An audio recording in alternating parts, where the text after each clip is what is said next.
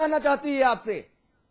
देखिए, पूरे देश जाना कि समाजवादी पार्टी ने एफडीआई का विरोध किया जी, और ये कहा कि ये किसान विरोधी है, ये खुदरा बाजार में जो लेकिन बाद में डील हो गई, लेकिन बाद में डील करके सदन से बाहर आ गए। ये कितना शर्मनाक है, ये जनता जानना चाहती है। देखिए, डील की बात नहीं है। सदन के अंदर समाजवादी पार्टी ने अपना पक्ष रखा कि ये एफडीआई का हम विरोध करते हैं। हाँ, आपको ये मालूम होगा कि 2004 मतदान विरोध करने के लिए तो हुआ था, मतदान विरोध करने के लिए ही हुआ था। तो मतदान के पक्ष में वोट नहीं दिया। ये वॉकआउट भी मतदान का विरोधी होता है। जी नहीं, सुनिए, अगर इस प्रस्ताव के विरोध में मुलायम सिंह जी ने वॉकआउट किया और सांसदों के साथ, तो ये कहा क्यों नहीं? उन्होंने जो कहा वो मैं आपको दोबारा कोट करता हूं। मुलायम सिंह जी ने कहा, हम किसान तथा खुदरा व्यापारियों की उपेक्षा से नाराज हैं, इसलिए सदन का बहिष्कार करते हैं। तो उन्होंने ये क्यों नहीं कहा कि हम सरकार की नीयत से नाराज होकर सदन से बाहर जाते हैं? ये कहने में क्या दिक्कत थी? जो किसान और खुदरा बाजार है वो एफडीआई कारण से प्रभावित होगा। और नहीं, अब आप कितना भी ज्ञान दीजिए, असर नहीं होगा। रविदास जी एक बहुत अदब के साथ, बहुत सौमनस्यता के साथ एक छोटा सा सवाल। मुलायम सिंह जी को आप मानते होंगे उत्तर प्रदेश की भौगोलिक सीमा तक केंद्रित नेता। मैं नहीं मानता। मैं मुलायम सिंह को देश के नेता के तौर पर देखता हूं। पिछले कुछ वर्षों में उनका कद उतना बढ़ा भी है। वो आज तो केंद्र की सरकार चलाने के सूत्रधार है, देश के रक्षा मंत्री रहे, छोटे आदमी नहीं ना। तो जो गोली उत्तर प्रदेश में जान लेने के लिए वाली गोली है, वो गोली, वो टिकिया मध्य प्रदेश, महाराष्ट्र का आदमी क्यों खाए, तमिलनाडु का आदमी क्यों खाए, कर्नाटक क्यों खाए? नेताजी ने अपनी राष्ट्रीय भूमिका का निर्वाह क्यों नहीं किया? ये काम तो शिवपाल यादव पे छोड़ दो, आजम खान पे छोड़ दो, अखिलेश पर छोड़ दो। ये तो राष्ट्रीय नेता है ना। और आप ही लोग कहते हो मिशन अभी अधूरा है, 2014 में माननीय नेताजी को प्रधानमंत्री बनाना है। तो जब प्रधानमंत्री बनाना है तो एटा, इटावा, मैनपुरी, औरैया यहां तक केंद्रित रह के तो नहीं प्रधानमंत्री होगा। प्रधानमंत्री को तो देश सोचना पड़ेगा ना, देश के बारे में। कहां है देश की भूमिका? प्रधानमंत्री बनने के बाद जो है ये एफडीआई समाप्त हो जाएगा, फिर लागू नहीं तब रहेगा। सोचेंगे, अभी नहीं सोचेंगे, तब सोचेंगे। नहीं, ये अभी केवल एटा, इटावा, मैनपुरी तक रहेंगे। अभी एटा, इटावा, मैनपुरी रहेंगे, उसके बाद एकदम राष्ट्रीय हो जाएंगे। ये तर्क गले नहीं उतरता।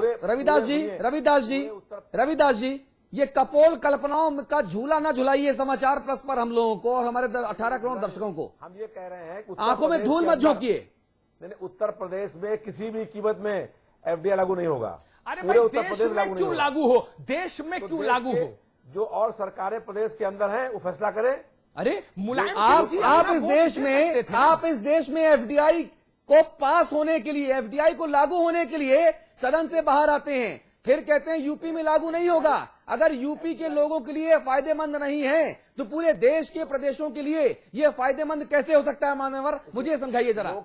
लोकसभा के अंदर जो है पूरी ताकत के साथ विरोध किया गया है। अच्छा, और वोट डालने का वक्त आया तो क्या हो गया था? क्या दस्ताने पहन गए थे हाथों में? क्या उंगलियों ने काम करना बंद कर दिया था?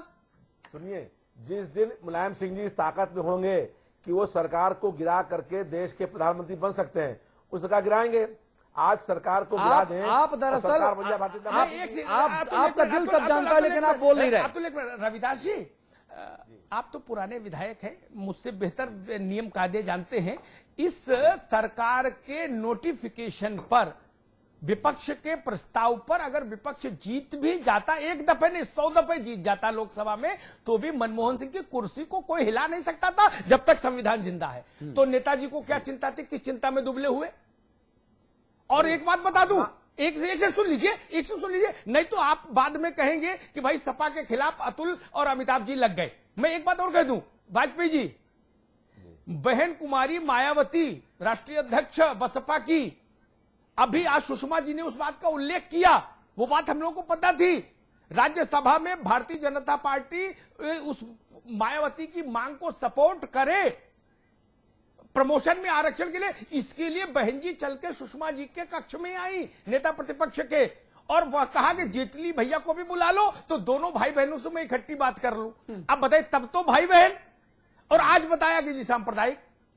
ये दोहरा चरित्र उत्तर प्रदेश के नेताओं ने, उत्तर प्रदेश राष्ट्रीय सोच का प्रदेश जाना जाता रहा।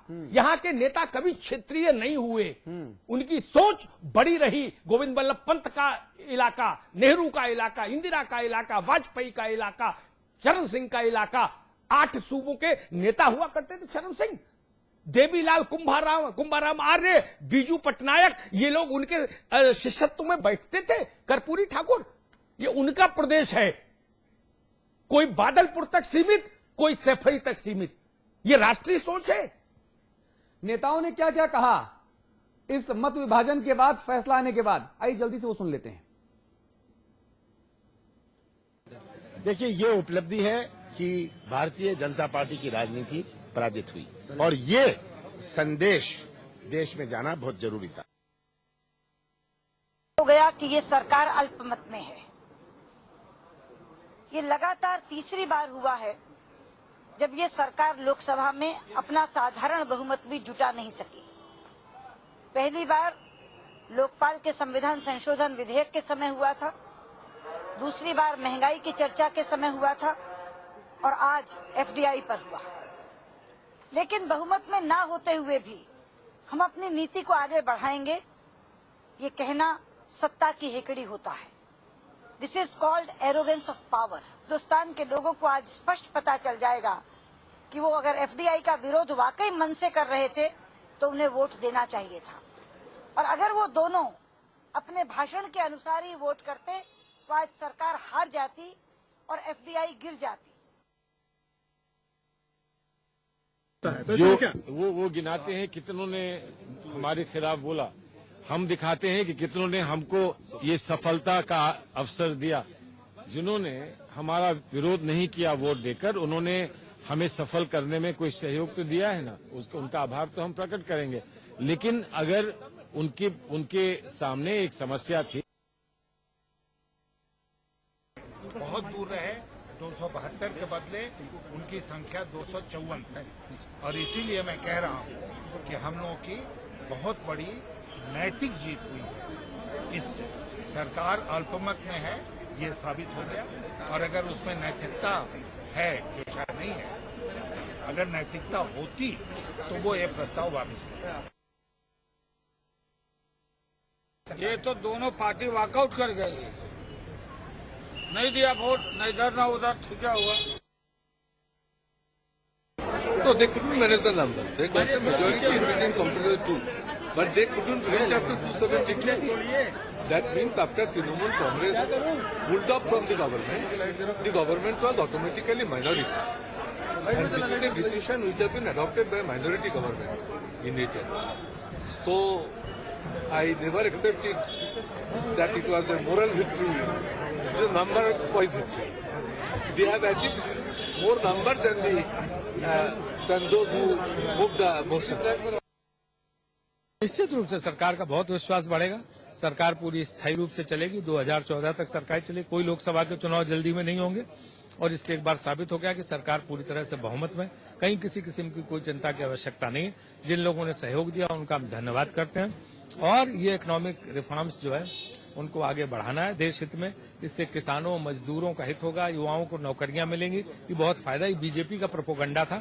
मुझे दुख इस बात का है कि कम्युनिस्ट पार्टियां बीजेपी के प्रोपोगंडा में फंस गई, उनकी गोद में बैठ गई। और ममता दीदी से भी अनुरोध करूंगा कि आप क्यों बीजेपी की गोद में बैठ रही, उनके साथ वोट दे रही, आप तो बीजेपी से दूर रहिए। रविदास जी, राजीव शुक्ला जी का शुक्रिया स्वीकार कीजिए। वो कह रहे हैं कि जिन्होंने वो राजीव शुक्ला जी का शुक्रिया स्वीकार कीजिए, धन्यवाद। खुर्शीद भी कह रहे हैं कि जिन्होंने वोट नहीं दिया हमारे विरोध में, हाँ। उनका भी, उन्होंने हमारी मदद की। तो ये धन्यवाद स्वीकार कर रहे हैं ना? नहीं, धन्यवाद हमको नहीं दिया उन्होंने। अच्छा, जिन लोगों ने उनके पक्ष में वोट दिया, नहीं नहीं, हम लोग देखिए, नहीं रविदास जी, नहीं, तथ्य नहीं है ये, तथ्य नहीं। सलमान खुर्शीद की बाइट कहिए, दोबारा सुनवाऊं। सलमान खुर्शीद ने कहा कि जिन्होंने हमको सपोर्ट की, वोट किया, उनका शुक्रिया, और जिन्होंने हमारे खिलाफ वोट नहीं किया, उन्होंने भी हमारी मदद की, उनका भी शुक्रिया। ये शब्द है सलमान खुर्शीद। हम लोगों का स्पष्ट बात है कि हम लोग एफडीआई के विरोधी हैं और किसी भी ठीक है, चलिए ठीक है। मुझे लगता है जितनी पिछले 6 महीनों से लगातार आप हमारे स्टूडियोज में आ रहे हैं, जितने मजबूर, जितने बेबस और जितने शाब्दिक लाचार आप दिख रहे हैं आज, उतने मुझे कभी नहीं दिखे आप। वाजपेयी जी, आपकी बारी। जी, मुलायम सिंह जी ने सदन में ये कहा था कि यदि सरकार इसको वापस लेने का निर्णय करेगी उसके आधार पर हम मतदान का फैसला करेंगे। सरकार ने वापस लेने का फैसला नहीं किया, लेकिन इन्होंने बाहर जाने का संभावित फैसला बरकरार रखा। आज कहीं आचार्य नरेंद्र देव और डॉक्टर राम मनोहर लोहिया की आत्मा कहीं अगर होगी तो आज वो 100 खून के आंसू रो रही होगी।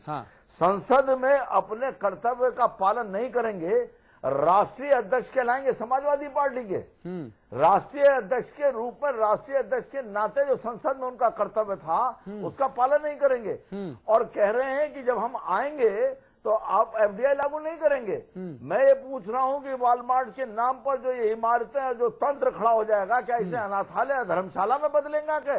तब उस पर विदेशी दबाव के आगे घुटने नहीं टेकेंगे। ठीक बात कह रहे हैं, ठीक बात है, महत्वपूर्ण बात आप कह रहे हैं। और ये तब जब और ये वॉलमार्ट सब इस सरकार के जाने की तिथि सीबीआई का निदेशक तय करेगा। जिस दिन सीबीआई का निदेशक तारीख तय कर देगा और समाजवादी पार्टी और बहुजन समाज पार्टी के नेता के खिलाफ कार्रवाई चालू हो जाएगी, उस दिन सरकार चली जाएगी। हाँ, नहीं, ठीक बात आप कह रहे हैं, ठीक बात आप कह रहे हैं आपके हिसाब से। और लेकिन ये स्थिति तब पैदा हुई जब वॉलमार्ट का एक ऊंचा अधिकारी इस देश में घूस देकर अपना चेन स्टोर खोलने के लिए इस दोष को साबित हुआ उसके खिलाफ और उसे जेल हुई। और अब जनता सवाल पूछ रही है कि आज जिन लोगों ने केंद्र सरकार की मदद की उनको कितना मिला, ये जनता पूछ रही है। ये अतुल अग्रवाल का, समाचार प्लस का या अमिताभ अग्निहोत्री जी का सवाल नहीं है। हम चूंकि जनता हैं, फेसबुक पर देखिए, ट्विटर पर देखिए, ऑर्कुट पर देखिए, लिंक्डइन पर देखिए, एक के बाद एक सवाल ऐसे हैं कि अगर उन सवालों में 10 सवालों को भी निकाल लिया जाए रविदास मल्होत्रा जी, और जिस भी व्यक्ति के, जिस भी नेता के आंखों में शर्म का पानी हो, वो पानी छलकेगा जरूर, क्योंकि ये सवाल इतने तीखे तल्ख हैं कि जिनका जवाब आज आप वैचारिक तौर पर नहीं दे पा रहे हैं। रविदास जी, दिल पे हाथ रख के कहिएगा, यहां भले ही ना कहें, जब अपने घर जाइएगा तो दिल पे हाथ रख के जरूर ये बात सोचिएगा कि आज जो हुआ, जैसे हुआ, जिसने जो कहा और जो किया, वो इस देश के विकास में, इस देश के राजनीतिक इतिहास में किस रंग के अक्षरों से लिखा जाएगा। संसद में बहस के दौरान एक बात आई कि भारतीय जनता पार्टी के घोषणा पत्र में 2004 में लिखा गया था, 2009 में उस घोषणा पत्र में पार्टी ने परिवर्तन कर दिया था और एफडीआई पहले रविदास जी कल्याण सिंह को आपने भी गोद में बैठाया था और बाद में कहा था कि भूल सुधार की, उनको बाहर किया गया। कल्याण सिंह को आपने भी गोद में बैठाया था और बाद में कहा कि भूल सुधार की, उन्हें बाहर निकाला। 2009 का थोट माना जाएगा। 2009 के घोषणा पत्र में एफडीआई लिमिटेड लागू नहीं करेंगे, ये भारतीय जनता पार्टी की घोषणा है। वाजपेयी जी, बीजेपी ने क्या किया इससे मतलब नहीं, समाजवादी पार्टी ने क्या किया इससे मतलब है। वाजपेयी जी, रविदास जी, संपादक की टिप्पणी अमिताभ जी, वही करो। वाजपेयी, रविदास जी जी जी, उस समय चुनाव हुए थे लोकसभा के जी, उस समय कहा कि मेरी सरकार दोबारा बनेगी तो हम एफडीआई को लागू रविदास जी, अमिताभ जी आप बोलना शुरू कीजिए। वाजपेयी जी, एक मिनट। वाजपेयी जी की पार्टी, मुलायम सिंह यादव की पार्टी, मायावती की पार्टी, सोनिया जी की पार्टी, ये कोई इकलौते बैनामा लेखक नहीं है भारत की मुकद्दर के कि ये फैसला कर देंगे। अगर लक्ष्मीकांत वाजपेयी की पार्टी भी एफडीआई के पक्ष में खड़ी होती तब भी मैं यही कहता रविदास जी कि ये फैसला ठीक नहीं।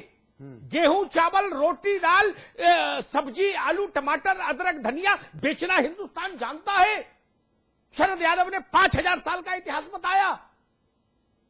वो विदेशी हमको आके सिखाएंगे कि धनिया कैसे बेचूं और हल्दी कैसे बेचूं। 20 करोड़ लोगों की मुस्तकबिल का सवाल है।